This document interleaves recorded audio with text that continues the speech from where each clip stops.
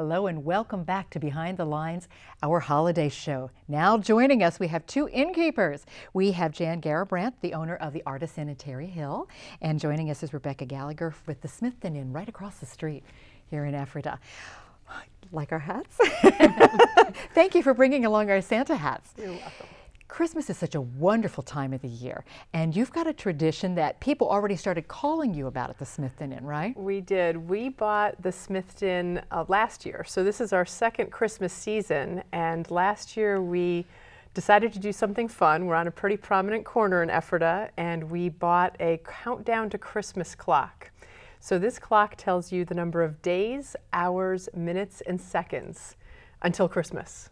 Oh, how cool. And so I go into the bank now, and people they'll tell me that their kids just look forward to it. Friends of mine have said that it's been wonderful because they've got the pressure of Christmas coming. They're on top of their Christmas shopping because they know how many days they have left. So it kind of is a reminder and a tormentor all in one.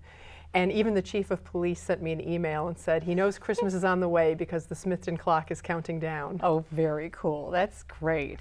Now, Jan, what do you do? I see you have something very interesting with you. We do. My husband and I make cookies. We've been making cookies for years.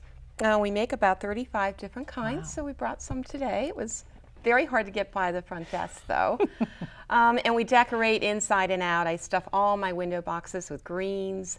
There's a tree in every room, so it's a very warm, homey feel to Christmas.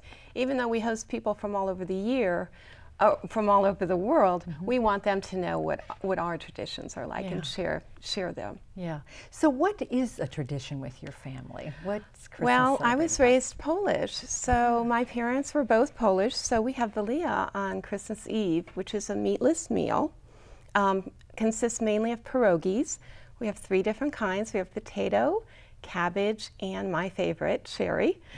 And we have a light meal of that. Then at 7 o'clock we walk down the street to church, and we walk home, and we have usually a few more spirited drinks and cookies. So it's a very nice family time. Yeah, that is nice. What about you, Rebecca? What do you do with your family? Oh, we look forward to getting together with our extended family, nieces and nephews, and it really is so much about the children and seeing their joy and at the holidays, playing with toys and one another. And one of our big traditions going for years now is that there's only one present that we open on Christmas Eve, and it's our Christmas pajamas.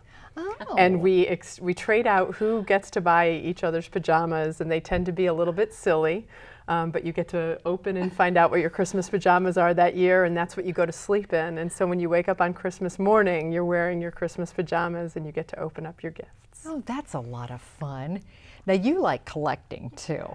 I see you have some items along. I came with a couple of my most recent acquisitions. For years and years, I've been collecting Santa Clauses. There's so many unique and beautiful Santas from around the world. And when we came to Lancaster, I started acquiring locally made ones. And the one I have in my left hand was made by a local Ephrata artist, Elmer Cromer, the owner of Cromer's Bed and Breakfast on Main Street, and he carved this, and I bought it at the Denver Craft Show last year.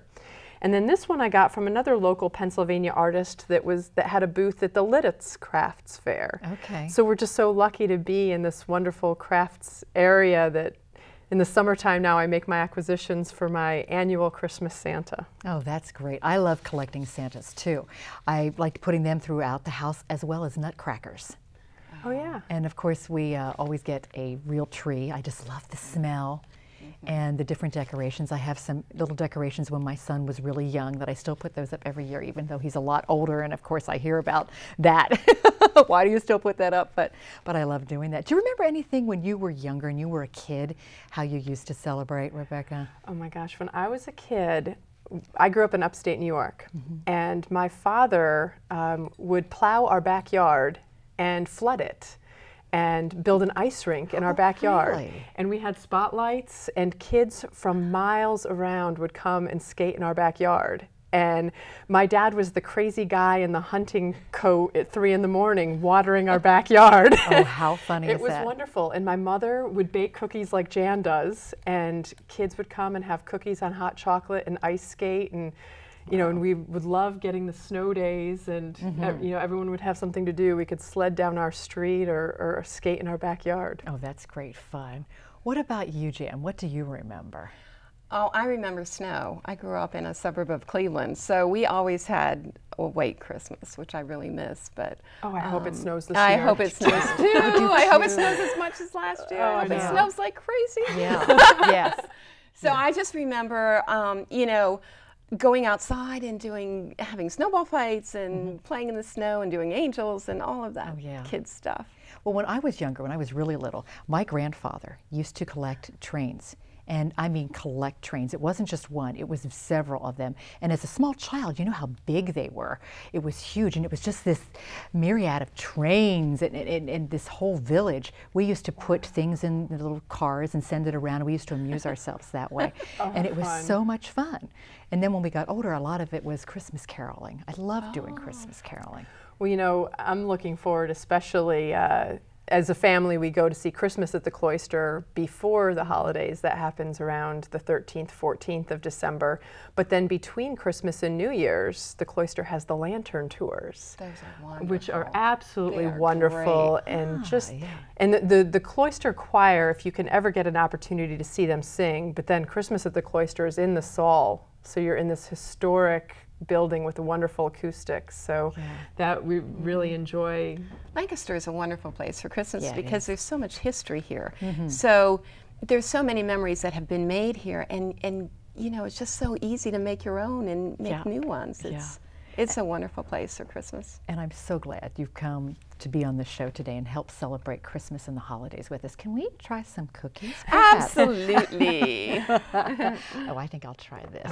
Those have caramel in the middle. One looks That's macaroon. good. Oh. We've got some for the rest of the staff too, but we'd like to say thank you to Flowers by Paulette for our beautiful flowers today. And we'd like to say Merry Christmas and Happy Holidays from everybody here at Behind the Lines. Have a great holiday season. Let's eat some cookies, gang. Sure. Yeah, these are great.